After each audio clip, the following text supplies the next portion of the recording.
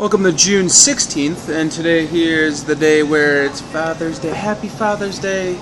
May the fathers commence Operation Kill Offspring.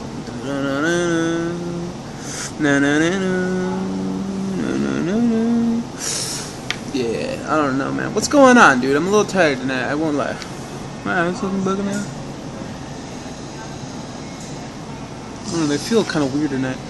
You know, it feels like, you know, like when your eyes feel heavy? You know, not like your eyelids, but your actual eyes. They feel like they've gone through some shit, you know? Like they've seen some bad stuff. My throat, what the fuck's going on in my throat tonight? Goddamn.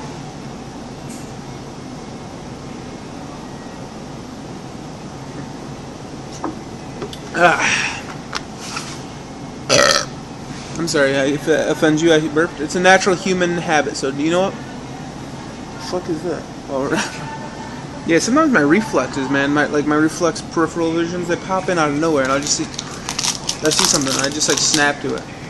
Kind of weird. But we got a protein bar, Progel.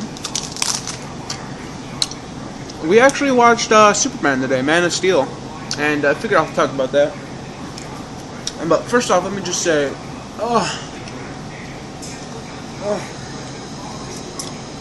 got this bad boy with me. A pedometer, my 3DS pedometer, Nintendo's newest peripheral. And we're up to 18 tokens. 1,075 steps. You see that shit? That shit's nice.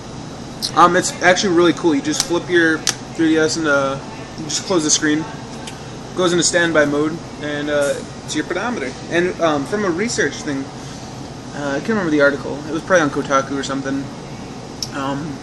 They did a study on pedometers just to see like how you know, everything's starting to get pedometers, watches and shit, and they wanted to see like test the accuracy of it. And what they pulled off was that the Nintendo 3DS and the Pokemon pedometer were more closer to like some of these higher end pedometers than you know, cheaper pedometers and shit. It's kind of weird. It looks that way. You know, a pedometer that you get in a $40 DS game, the Poke pedometer, works better than like I think it was like a $200 pedometer or something. It's pretty crazy. Oh, my hair particles are shitting. Cold chills. Alright, but I think it's time to get down to the nitty spitty, the chitty witty wong chong ba mitty. So, what was Superman Man of Steel? Was it good? Was it, you know, I'm hearing mixed things. It was good. It was definitely a solid movie. Not a single thing I didn't really like about it. I mean, I can't think of anything major. At least yet. So, you're thinking, okay, so Superman, didn't we just have one of those a couple years ago? Yeah, we did. I think it was Superman Returns or something, I don't know. They were trying to capitalize on how Marvel movies just started taking off again. And, that's basically what this one is too. Obviously, there's a market for superhero movies, and honestly, that's really all I go to see in theaters nowadays is superhero movies and just big-ass movies like that. I don't really go to movie theaters to watch horror movies or comedies, believe it or not. It's just kind of weird. But so there's that. But yeah, superhero, Superman, you know, Superman's a pretty cool guy. What is the Man of Steel about? Man of Steel, it's not an origin story, which is pretty cool. The origin story is in here, but it's not the origin story. It's actually pretty different considering, like, if you compare it to another... Holy shit, that's a lot of customers coming in.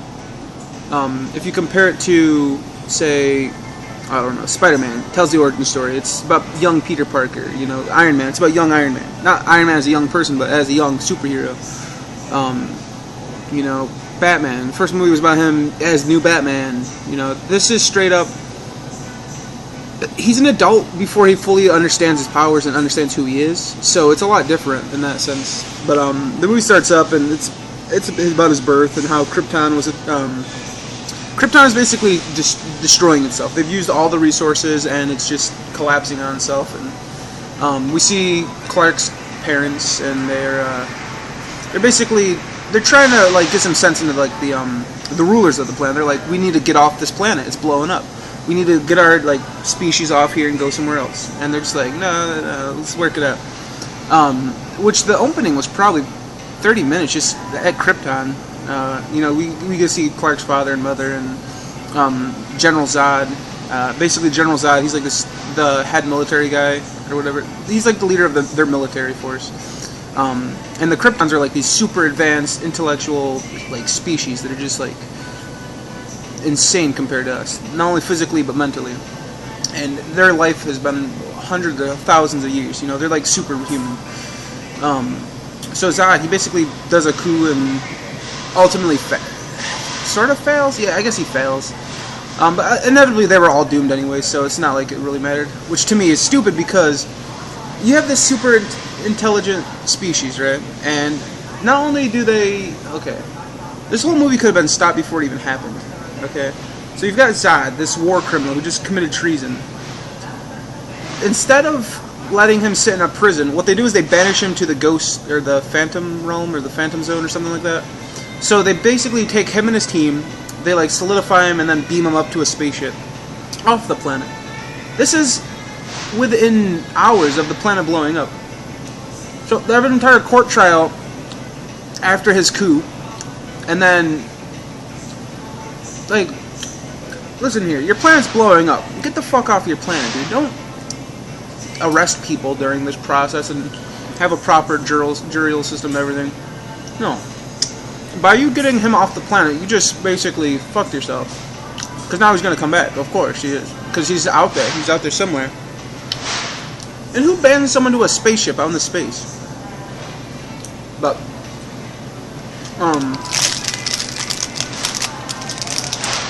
in the process, yeah, Zod, Superman as a baby gets sent off the planet by his parents.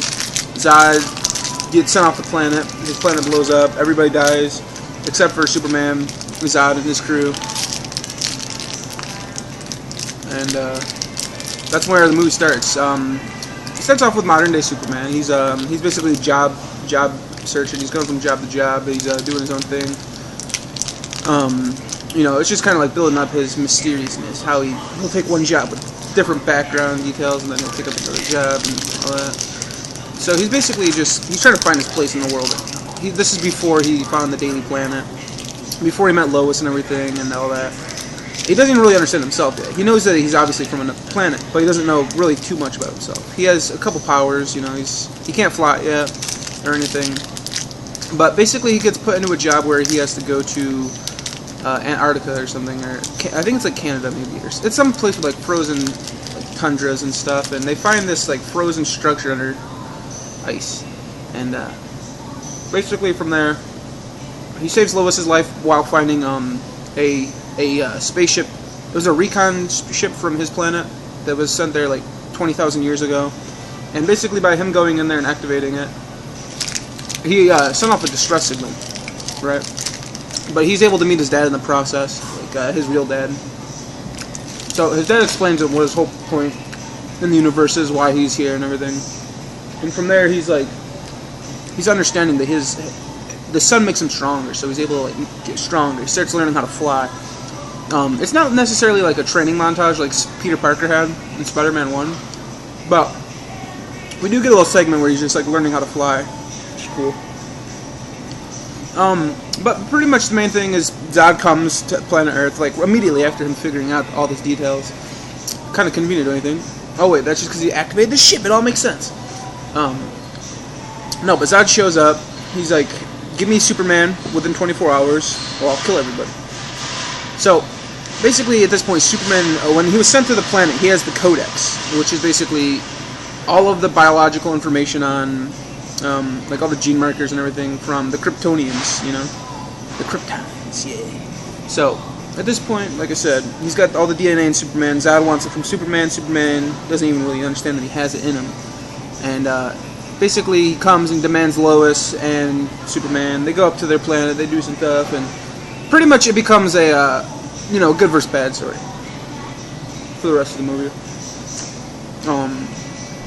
Honestly, there isn't that much action. Near the end, yeah, it steps up a bit, but it's with the same enemies. It's not really that well versed in like terms of who's fighting. There's no supervillains. It's just Zod and Superman.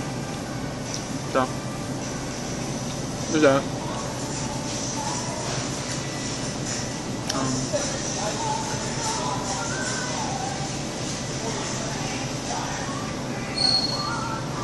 I don't know what's going down. Something's going down. Best part of the movie. What's up? Yeah, they walked out. They walked out without fighting? I didn't see it. I didn't see them have anything. Oh, they did? No, somebody walked out, I guess.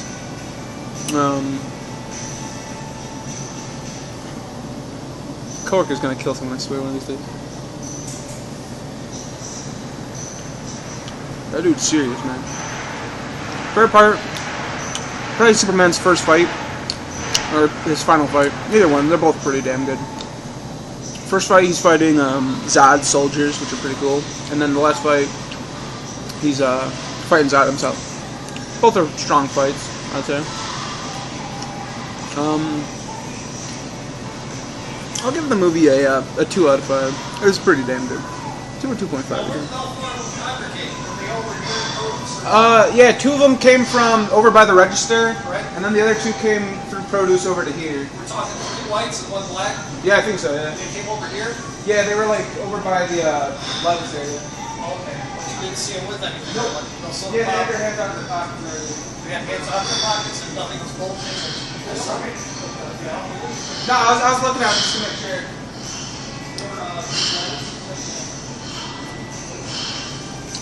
Alright. Possible shoplift going down. I'm gonna end it here. Got a mouthful of protein bar. On Instagram. Buy it today. Bye.